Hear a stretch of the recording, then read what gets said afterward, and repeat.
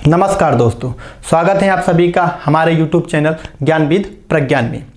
आइए मित्रों, आज हम जो बात करने वाले हैं वह इतिहास विषय के अंतर्गत। अभी तक हम लोगों ने ज्योग्राफी पर वीडियो देखा, पॉलिटी पर देखा, अब उसके बाद हिस्ट्री पर। हिस्ट्री का हम जो है अध्ययन 3 भागों में उसको बांट के करते हैं। एक आपका एशियंट होता है, दूसरा मेडुअल, तीसरा मॉडर्न, यानी कि प्राचीन, मध्यकालीन और आधुनिक। 3 भागों में हम इतिहास का अध्ययन करते हैं। मित्रों, सबसे ज़्यादा अगर क्वेश्चन पूछे जाने की संभावना है तो वो है मॉडर्न से, उससे कम आपका मेडुअल होगा, उससे कम एशियंट। ज़्यादातर परीक्षाओं का शेड्यूल यही रहता है। तो हम जो शुरुआत करेंगे वह मध्यकालीन भारत से करेंगे, फिर उसके बाद हम मॉडर्न, उसके बाद आपका एशियंट चलेगा। ठीक है मित्रों, आज का जो हमारा वीडियो है वह मध्यकालीन इतिहास के सिलेबस पर आधारित है। हम आपको बताएंगे आज हम आपको इस मध्यकालीन इतिहास में क्या क्या पढ़ाने वाले हैं।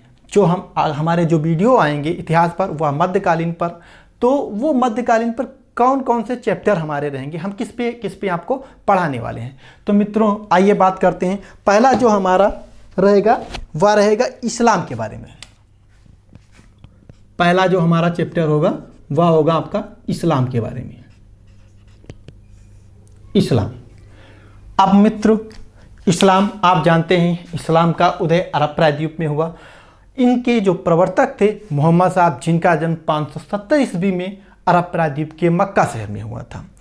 मित्रों, हमको इस्लाम इसलिए पढ़ना है क्योंकि हम जानते हैं दिल्ली सल्तनत से लेकर मुग़ल बादशाहों तक जो भी शासक हुए हैं वह मुस्लिम थे, इस्लाम को मानने वाले थे। इन्होंने अपनी शासन सत्ता के संचालन में इस्लाम के कानूनों का प्रयोग किया, इसीलिए हमको इस्लाम के बारे में जानकारी अर्जित करनी है। मित्रों, हम जानते हैं कि इसी के अंतर्गत हम आपको पढ़ाएंगे खलीफा क्या होते हैं, उलेमा वर्ग क्या था, ठीक, शरीयत क्या थी, कुरान क्या थी, हदीस क्या थी, इन सब बारे में हम आपको जानकारी देंगे। ठीक है, इस्लाम में कितने जो है कर लगाए गए हैं, इन सब बारे में हम आपको जानकारी देंगे। तो इसके बाद का जो हमारा अगला टॉपिक रहेगा वह रहेगा भारत पर अरबों का आक्रमण। ठीक है, तो नंबर 2 वह रहेगा अरबों का आक्रमण। अरबों का आक्रमण, ठीक, अरबों का आक्रमण। इराक का बादशाह था जिसको हज्जाज था। हज्जाज ने क्या किया, मोहम्मद बिन कासिम को 712 ईस्वी में भारत के उत्तर पश्चिमी सीमा प्रांत राज्य था जिसका नाम था सिंध राज्य। सिंध राज्य पर उसने आक्रमण करने के लिए अपने सेना नायक मोहम्मद बिन कासिम को भेजा। उस समय सिंध राज्य का जो शासक था वह दाहिर था। दाहिर को मोहम्मद बिन कासिम द्वारा पराजित किया गया। फिर मोहम्मद बिन कासिम ने वहाँ पर जजिया कर लगाया। जजिया कर के बारे में आपको हम आगे भी बताएंगे, फिर भी बता देते हैं कि धार्मिक जो है गैर मुस्लिमों से लिया जाने वाला धार्मिक कर था। ठीक है ना, जजिया कर लगाया। तो हम इसमें बताएंगे आपको जब उसके यह आक्रमण हुआ तो अब इसके बाद भारत की आर्थिक, राजनीतिक और धार्मिक स्थिति पर क्या प्रभाव पड़ा, आखिर क्यों हज्जाज ने जो है सिंध राज्य पर आक्रमण कराया, उसका कारण क्या था, उसका प्रभाव क्या था, इन सब बारे में हम बात करेंगे। ठीक है, और इसके बाद का जो हमारा अगला टॉपिक रहेगा वह रहेगा यामनी वंश।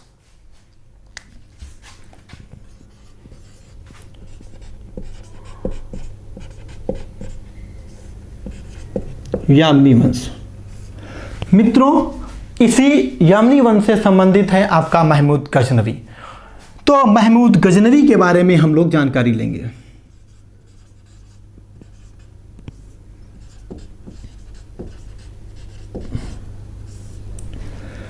महमूद गजनवी के बारे में हम लोग जानकारी लेंगे। आपको पता होगा एक इतिहासकार है हेनरी इलियास। हेनरी इलियास के अनुसार महमूद गजनवी ने भारत पर लगभग 17 बार आक्रमण किया। तो 17 बार इसने आक्रमण किया। इसने अपने आक्रमणों की शुरुआत 1000 ईस्वी से की थी। 1000 ईस्वी से इसने भारत पर आक्रमण की शुरुआत की थी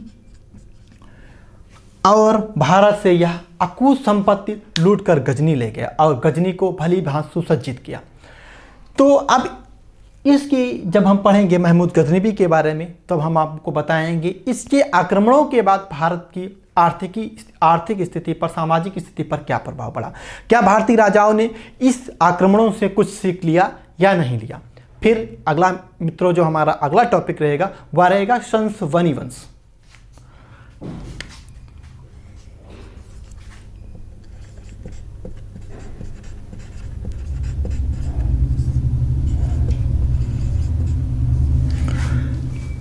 संसवनी वंश से ही रिलेटेड है आपका मोहम्मद गौरी, जिसे मोहम्मद बिन साम या अन्य नामों से भी जाना जाता था।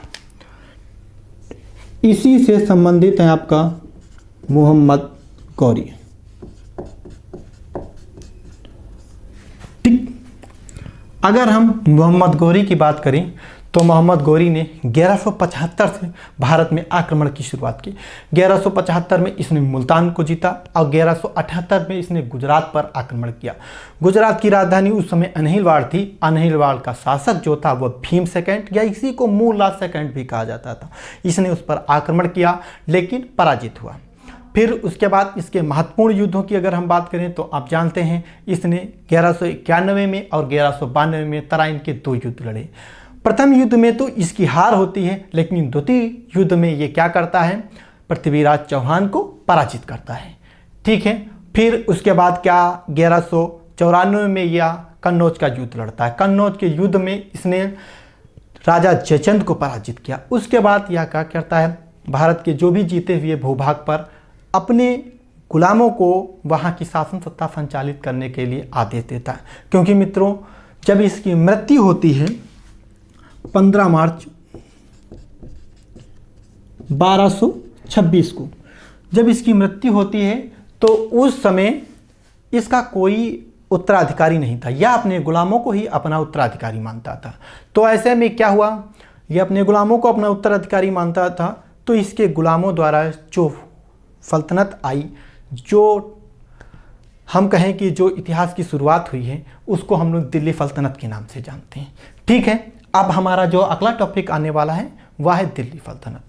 ठीक है,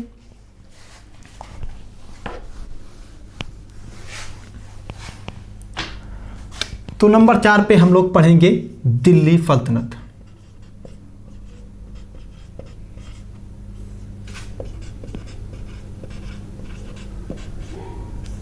ठीक, अगर हम दिल्ली सल्तनत के समय पर बात करें मित्रों, तो दिल्ली सल्तनत का जो समय है वह है आपका 1206 ईस्वी से लेके 1526 तक। ये आपका दिल्ली सल्तनत का समय है। इसके अंतर्गत हम 5 वंशों की बात करेंगे।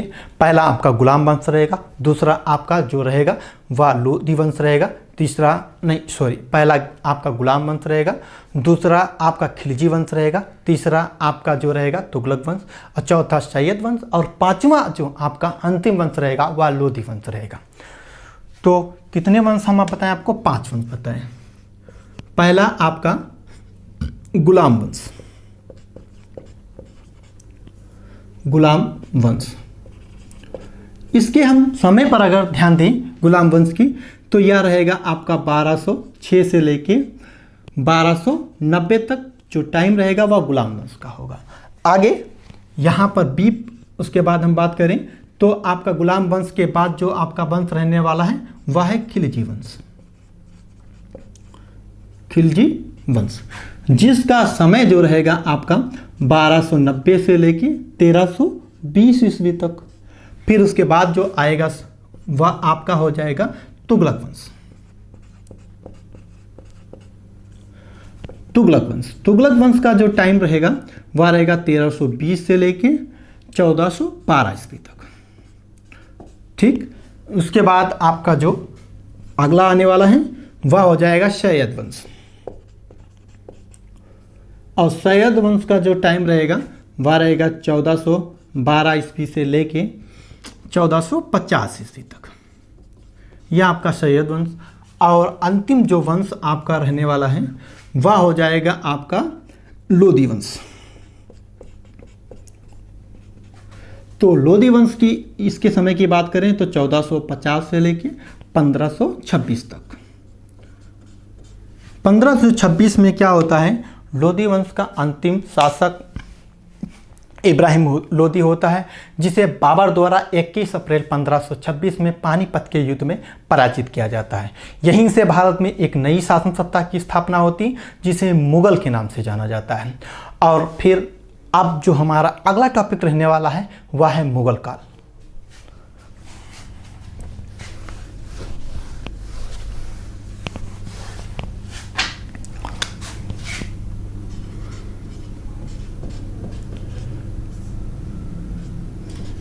मुगल काल, अगर हम मुगल की समय की बात करें तो वह हो जाएगा आपका 1526 से लेके 1857। इतना समय आपका रहता है मुगल का। मित्रों, मुगल की बात करें हम अगर, तो हम मुगलों का भी दो भागों में बांटकर मुगलों का अध्ययन करते हैं। पहला भाग जो आपका रहेगा जिसमें वास्तविक मुगल शासक रहते हैं, ठीक है ना। तो देखिए मित्रों, ऐसा था कि दो तरीके के मुगल बादशाह हुए। एक मुगल बादशाह ऐसे जिन्होंने शासन सत्ता का संचालन स्वतंत्र रूप से किया। एक ऐसे मुगल बादशाह थे जिन्होंने अपनी शासन सत्ता का संचालन कंपनी के अधीन रहकर किया, या ये कहें कि वो पूर्ण रूप से स्वतंत्र नहीं थे, उनके ऊपर किसी दूसरे का नियंत्रण था। ठीक, तो हम इन दोनों मुगल बादशाह को हम क्या करेंगे, दो भागों में बांटकर इसका अध्ययन करेंगे, ठीक है ना। तो पहला जो आपका रहेगा वह हो जाएगा मुगल बादशाह, या ये लिख लें वास्तविक मुगल बादशाह, कुछ भी मुगल आपका बादशाह, ठीक। फिर इधर के जो बादशाह रहेंगे, इनके बाद के जो बादशाह होंगे उनको हम कहेंगे उत्तरकालीन मुगल बादशाह।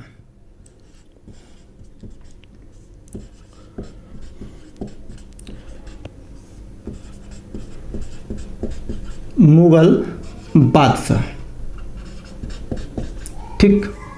अगर हम दोनों के समय पर ध्यान दें तो अगर हम इन मुगल बादशाहों के वास्तविक मुगल बादशाह की बात करें तो हम जानते हैं जो बाबर से लेकर औरंगजेब की मृत्यु तक जितने भी बादशाह हुए हैं वह पूर्ण रूप से स्वतंत्र थे, उनके ऊपर किसी का नियंत्रण नहीं था। लेकिन जैसे ही औरंगजेब की मृत्यु होती है, जो उसके उत्तराधिकारी होते हैं वह उतना योग्य नहीं होते हैं। ऐसे में क्या होता है, कंपनी का उन पर नियंत्रण होने लगता है, ठीक है। तो हम इसके अगर टाइम की बात करें तो यह आपका टाइम जो है 1526 से लेके औरंगजेब की मृत्यु 1707, यहाँ तक का टाइम जो रहता है, यहाँ तक जितने बादशाह रहते हैं ये इनको हम अलग श्रेणी में पढ़ेंगे। और इसके बाद के जो बादशाह रहेंगे जिनका टाइम 1707 से लेके 1857 की क्रांति तक, यहाँ तक जितने बादशाह रहेंगे उनको हम अलग अध्ययन करेंगे। इसके हम दो भागों में डिवाइड हो गया। अब इसमें हम किन किन बादशाहों को पढ़ने वाले हैं इस पर हम लोग देखते हैं। देखिए, इसके अंतर्गत जो हम पढ़ने वाले हैं वह आपका मुगल का संस्थापक बाबर, ठीक। दूसरा इसी का पुत्र हुमायूं, ठीक। अब होता क्या है आपको पता है, हुमायूं कुछ समय के लिए फतहच्युत हो जाता है, इसको शेर शाह सूरी द्वारा पराजित किया जाता है और शेर शाह सूरी द्वारा एक नए वंश की स्थापना की जाती है जिसे सूरी वंश कहा जाता है। तो अगला जो हमारा रहेगा वह रहेगा सूरी वंश।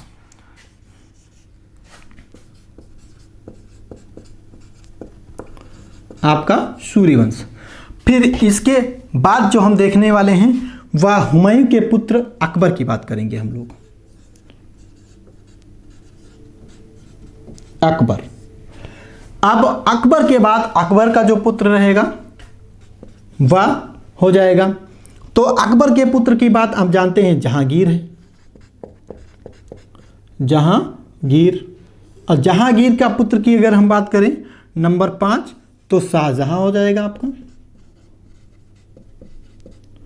और शाहजहां के पुत्र की अगर हम बात करें तो आपका कौन हो जाएगा, नंबर 6 औरंगजेब। औरंगजेब, जब औरंगजेब की मृत्यु हो जाती है 1707 में, तो हम बता चुके हैं आपको कि कि इसके जो उत्तराधिकारी थे वो बहुत योग्य नहीं थे। इसीलिए इसके बाद के जितने भी बादशाह हुए उनको हम उत्तरकालीन मुगल बादशाह के अंतर्गत पढ़ेंगे। अगर हम इसमें मुगल बादशाहों में बात करें उत्तरकालीन कौन कौन से थे, तो हम बात करते हैं जो पहला आपका हो जाएगा, चलिए लिखेंगे नहीं, हम ऐसे ही बता देते हैं आपको। इसमें हम आपको टोटल 11 बादशाहों के बाद 11 जो बादशाह हैं उनके बारे में आपको हम जानकारी देंगे। तो ठीक है ना, यहाँ से शुरुआत करते हैं हम लोग। तो पहला बादशाह जो है यहाँ आपको मिलेगा बहादुर शाह प्रथम। बहादुर शाह प्रथम के बाद आपको जो मिलने वाला है बादशाह यहाँ पर वो है जहांदार शाह। जहांदार शाह के बाद हम आपको अगला बादशाह बताएंगे फर्रुखसियर। फर्रुखसियर के बाद रफ़ी-उद-दरजात, रफ़ी-उद-दरजात के बाद रफ़ी-उद-दौला, रफ़ी-उद-दौला के बाद अहमद शाह, फिर मोहम्मद शाह, फिर उसके बाद जो है आपका नहीं, पहले मोहम्मद शाह फिर अहमद शाह, अहमद शाह के बाद आपका जो आने वाला है वह हो जाएगा शाह आलम। अहमद शाह के बाद आलमगीर, आलमगीर के बाद शाह आलम सेकंड, और शाह आलम के बाद अकबर सेकंड, और अंतिम बादशाह जो आपका हो जाएगा वह हो जाएगा आपका बहादुर शाह जफ़र सेकंड, जो जफ़र नाम से अपनी कविताएं लिखा करता था। ठीक, इसने 1857 की क्रांति का नेतृत्व किया था। इसी के चलते अंग्रेजों ने इसको क्या किया था, रंगून काला पानी कर दिया था, वहीं इसकी मृत्यु हो गई थी। ये तो था हमारा इधर का जो उत्तरकालीन मुगल बादशाह है, यानी कि कुल मिला के हमारा इतना सिलेबस है। इसी के साथ साथ में हम इसके समकालीन अन्य राजाओं की बात करेंगे, चाहे वह राजपूत हो, चाहे वह मराठा साम्राज्य हो या बहमनी राज्य हो। इसी के साथ साथ हम आपको कुछ संप्रदायों के बारे में बताएंगे, सिख संप्रदाय हो या आपका चिश्ती संप्रदाय हो, और भी बहुत सारे संप्रदाय हैं जिनके बारे में हम आपसे चर्चा करेंगे। मित्रों, आप हमारे साथ जुड़े रहिए और लोगों को जोड़ते रहिए, बस इतना काम करते रहिए। आपको इतिहास की हर एक चीज़ बड़े अच्छे से समझ में आएगी, जो परीक्षा की दृष्टिकोण से बहुत ज़्यादा उपयोगी होगी। ठीक है, आज के लिए इतना ही। धन्यवाद, नमस्कार।